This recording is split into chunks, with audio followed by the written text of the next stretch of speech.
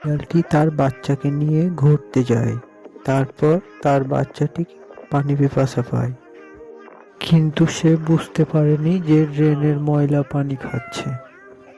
বাচ্চাটি ভীষণ অসুস্থ হয়ে যায়। তারপর তার মা তাকে বাসায় নিয়ে যায়, তাকে রেস্ট করার পরামর্শ দেয়। তারপর বাচ্চাটি বুঝতে পারে তার গায়ে একটা অলৌকিক শক্তি হয়ে গেছে। সে তার মাকেও চিনতে পারে না। সে সব কিছু ভেঙে ফেলে, তারপর তার মাকে ধরে ফেলে, কিন্তু আগের রূপে ফিরে আসে। সে সব বুঝতে পারে। তার মা তাকে জিঞ্জির দিয়ে বেঁধে রেখেছিল, কিন্তু পুলিশ খবরটি জেনে নিয়েছিল। পুলিশ আসার পর তার মা পুলিশকে নিয়ে যেতে দিবে না, তাই অনেক মারামারি হয়েছে। কিন্তু তার অনেক কষ্ট হয়ে সে তার আগের রূপে ফিরে এসেছে।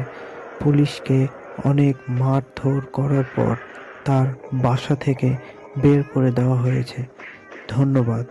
ভালো লাগলে চ্যানেলটি সাবস্ক্রাইব করবেন।